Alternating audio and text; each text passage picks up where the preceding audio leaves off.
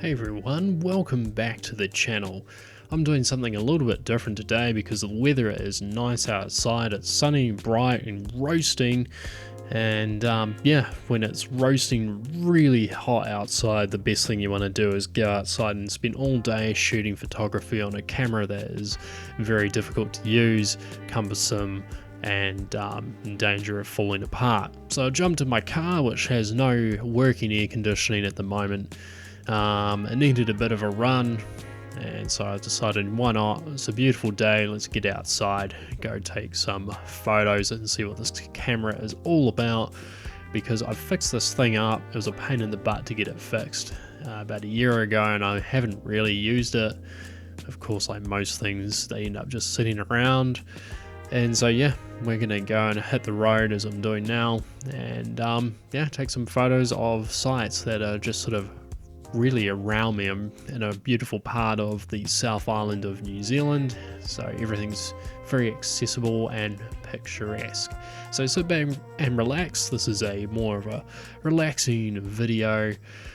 Today, no major repairs or anything like that, unless you count working on cars. And yeah, we're gonna see what's what.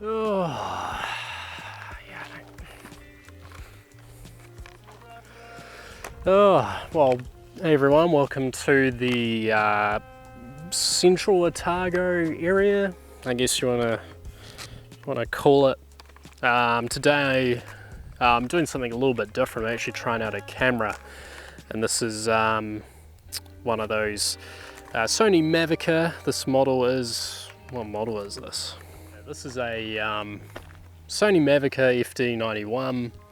Introduced in 1998 along with the FD71 and 81, and it offers a 14x telephoto zoom lens, so that's this guy here.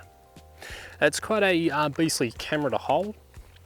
What else have we got going on here? So it gives the equivalent 35mm equivalent of 37 to 518 millimeters of zoom, which is quite good. The resolution it can output is 1024 by 768, so that's quite a bit of a bump over the older Mavica, the FD5 especially, and it still uses floppy disks, of course. So yeah, so here's a quick look at the camera. So this is not really a great show and tell because I don't even know. Yeah, so it features a flip out LCD screen as well as a viewfinder, so I find the viewfinder actually really handy because in bright conditions like this it's really hard to see. We've got the usual controls on the back of the camera as well, so toggle button. This can do a bit of video as well, but yeah, it's not that great. Zoom controls are along this side here. So I got wide angle, autofocus, steady shot, stabilization, stuff like that on this. Can do spot metering. It's got a built-in flash, so that pops up from here. So if I turn this on,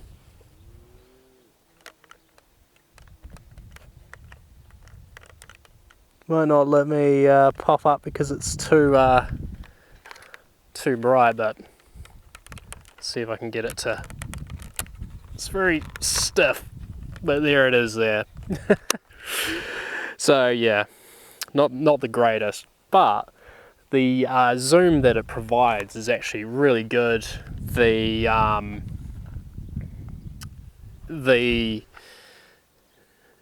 images it takes are actually a lot better than the original FD5. So yeah, I figured why not do something a little bit different. Let's get it out, and I've actually got something to pair this with, so we can try that out later when we're back home. As you can see, it's a very busy country road. The car that I'm using today is my Subaru Legacy, or Subaru Legacy as I call them. This is a 1991. I've had this thing since I was in, well, actually I won't say how long, but I've had it at least 15 years. It's served me very well. It's got 280,000 kilometers on it. It's getting a bit tight around the body. Bought it locally, but yeah, that's one of my 3 cars, which, well, I need to work on one later, so we might shoot a little bit of video of that. But yeah, we'll have a look at some of the photos that I get off this, and we'll compare them to the photos that I get on a Fujifilm X-T30. I'm currently shooting this on my Fujifilm X-T4. So yeah, we can get a comparison of how good the images are. And as I said, we'll use that other special bit of equipment later to see how the images actually turned out. So yeah, for now, let's have a look, see what the camera can do. I'm going to go through a few floppies, I'm pretty sure, because once again, these do take floppies. Alright, at photography stop number 1, it's the Rory Meg hydro skiing dam. So this was commissioned in, I think it was like 1936. Yeah, it's still a functioning hydro plant.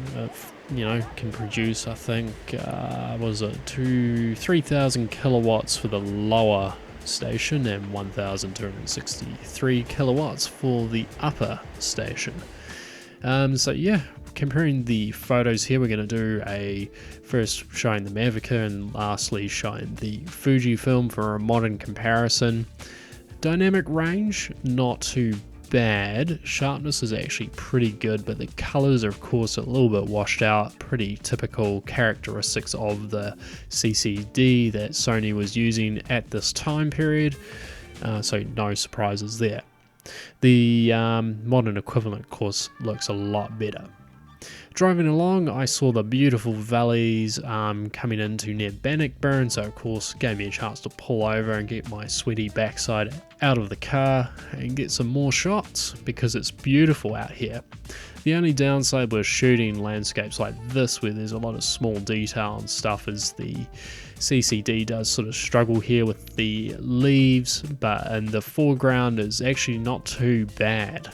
I was actually quite surprised how well it did, and the zoom range offered quite a bit of flexibility. Of course, looking at the modern equivalent, we can see all the detail on the leaves, as well as the foreground's of course a lot sharper. Dynamic range is always much improved these days. So, coming along to Bannockburn itself, there was a few buildings and things along the way which I actually really liked the look of. Starting with just before Bannockburn, we have the Walnut Hut. It's a local farm that collects walnuts. Sadly, I'm allergic, so I didn't pick any up, but the hut looked really cool. I think this would be really nice to shoot at night time with some sort of astrophotography stuff. Maybe some better angles. It's something I always struggle with, is framing photos. Yeah, anyway, it's just how it goes. I'm not a super duper great photographer, but yeah, here we go. Coming into Bannockburn now, going over the little bridge. Beautiful area. But yeah, we've got some old historical buildings, starting with the general store. Love old buildings. But yeah, the one thing I was quite surprised with is the dynamic range isn't too bad on the Mavica. Of course, comparing it to a more modern camera, you can see there's lots of it, but still, for something this old, I was quite surprised how well it did. The one thing that did burn me was the zoom in viewfinder. So when I framed this image, I managed to get the van on the right out of the frame, but as you can see, I somehow managed to capture that. Of course, modern cameras, what I'm seeing through my viewfinder is actually what's hitting my lens because I'm using an APS-C camera. So a lot easier to get your framing and also to adjust, your exposures and things. An old fridge which was turned into an egg storage carton place, so you can get your free range eggs from this rusty old fridge. Lots of nice patina on it. So I wrapped up at this point and was actually about to head for lunch, but you can see just how close everything is. So there's the store there on the right that I was just shooting before, and in the middle is the fridge. And then you've got the Bannockburn post office there, historical post office, and then just down the road is sort of more of the town centre itself with a few nice cafes and a pub, which is really good. My favourite part of shooting for the day was this old building. Yes, those are real horses. No, they're not tied up, they're free range. And of course, awkwardly, it's actually quite a busy road as it turns out. So I was standing there taking photos, filming myself looking like an absolute knob. Yeah, but I still managed to get some good photos. Really liked this building. I actually would love to come back and shoot this at night once again, or at dusk, or some really good light, but still middle of the day, not too bad. Shadows we struggled with a little bit in the dynamic range here. I didn't really manage to pull anything out because these are of course JPEGs, and on the right I thought I'd managed to frame out the power lines that you just saw. The modern equivalent is actually a really nice photo that it's pretty hard not to mess up, and I think I wouldn't mind getting that printed one day and in a frame because it looks lovely. Right, I think it's time I pack up my gear and get some lunch because I'm starving and very warm. I need a cold drink and a pie. I've got this bag that's way too big, but provides room for floppies.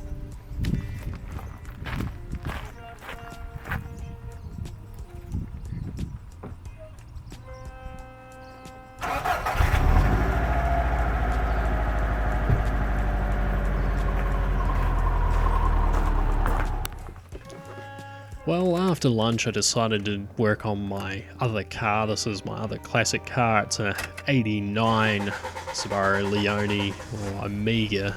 This one's actually an Amiga, which is a New Zealand New European spec vehicle. So manual windows, no air conditioning, but for some reason it was fitted with height adjustable suspension.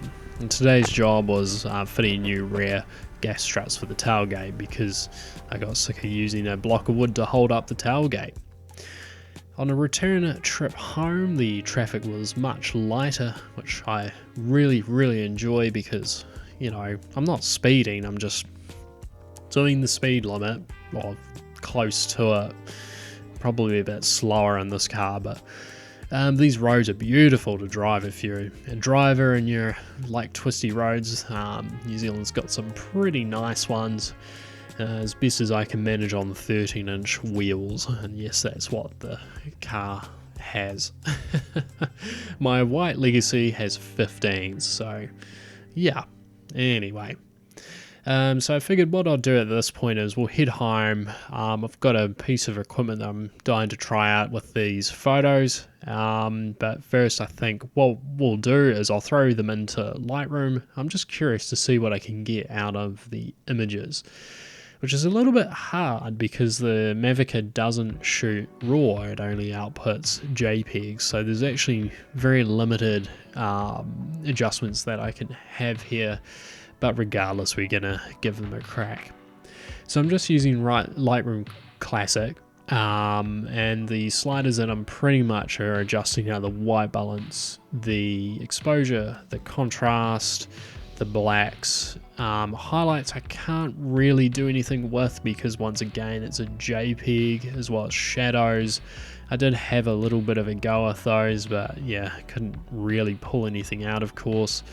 And vibrance and saturation and vignette, so those are pretty much the only sliders I'm going to be adjusting. I'm not a good photography editor here. There's just a few little adjustments that I like to do. Oh, and also dehaze, something that's sort of popped up in the newer versions of Adobe Lightroom, of course. So yeah, so you can see here the left one's the original, the right one's the one I've just adjusted, and you can see I've managed to get some extra colors and pop and really just some definition to the image. So nothing crazy that can be done, of course, because there's no raw image to adjust. We are literally just playing with the JPEGs straight out of camera, so pretty crap. Could be worse, could be better.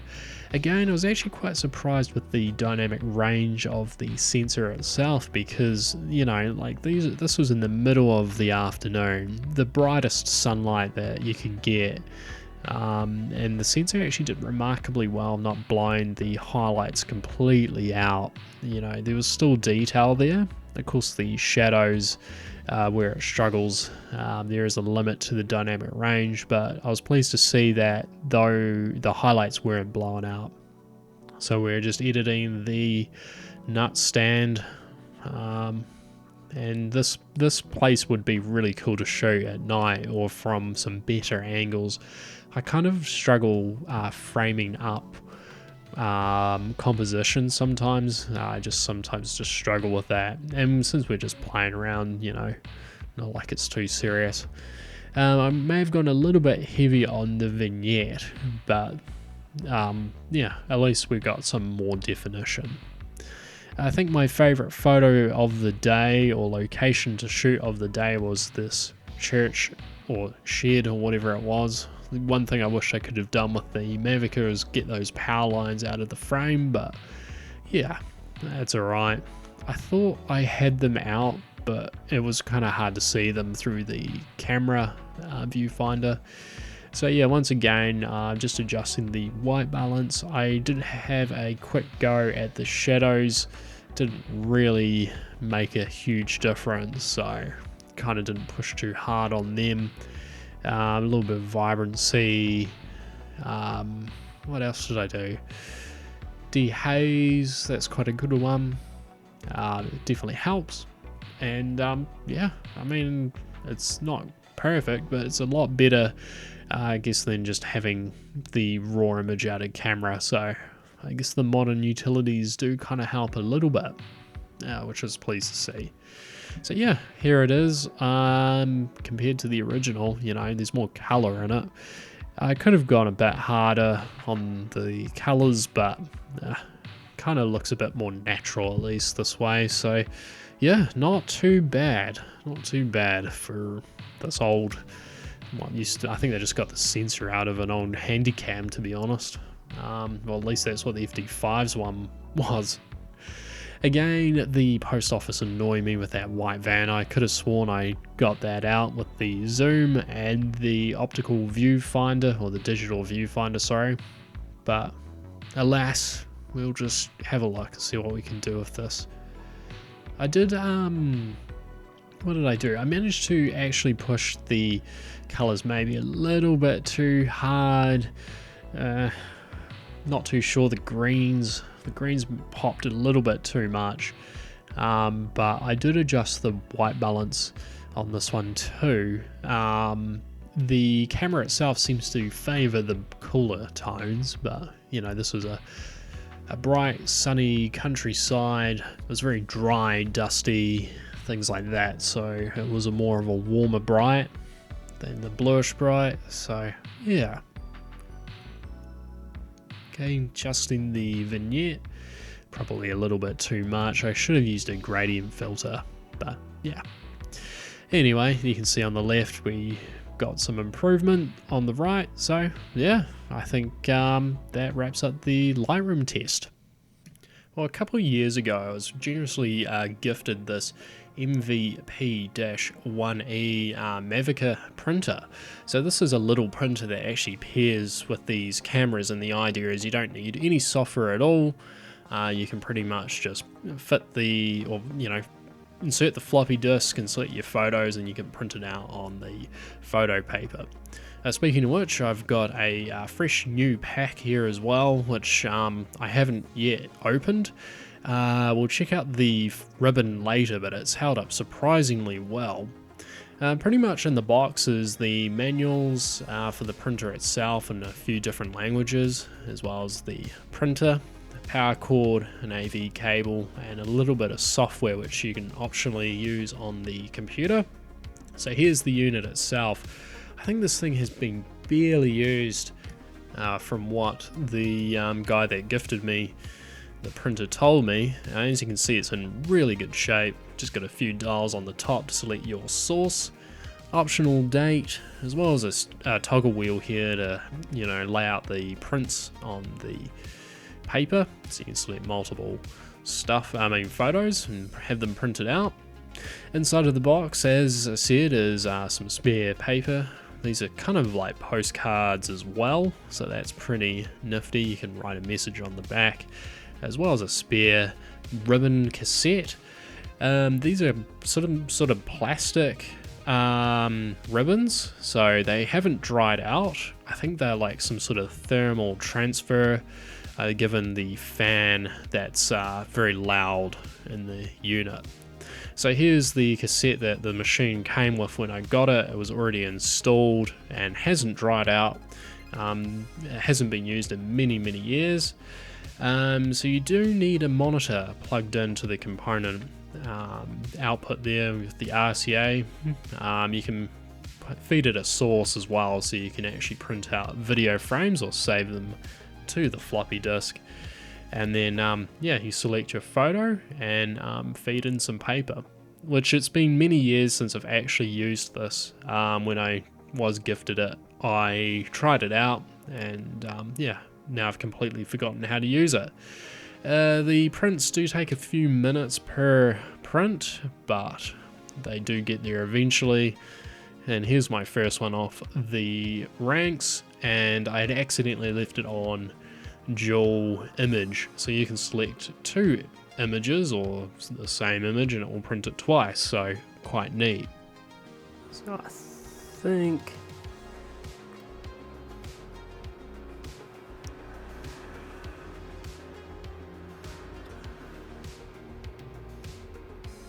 it's in.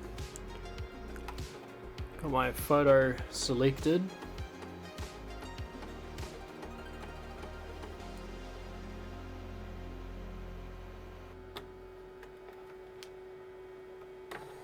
Oh.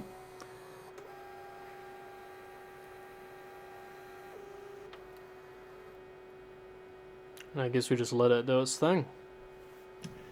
And after quite a bit of time, we have our first actual image, which I would consider a normal print. So this is direct from the camera. This is without any Lightroom changes or anything like that. The paper is very glossy. It's very reflective in the sunlight in the room that I'm in, but you can kind of tilt the image onto different angles and stuff like that. So I thought I'd do a side-by-side comparison. The image on the right is one I've edited in Lightroom direct from the Mavica camera, and the one on the left is the original. So we did get a little bit of extra color in there, which is quite nice. The printer itself is actually pretty capable. I mean, it's not the most amazing thing on the planet, but from a distance, they actually don't look too bad. I've actually got these hanging up on my fridge with magnets at the moment. They kind of almost have a 3D feel to it as well, because the different colors, like the greens around the window frames and stuff, kind of pop out, and as you tilt the image, they kind of change direction a little bit. So at this point I thought it'd be fun if I took the image I took on my Fuji film and compared it to the Mavica one. It's probably very hard to tell on this video, you know, what they look like, but yeah, both actually turned out pretty nice.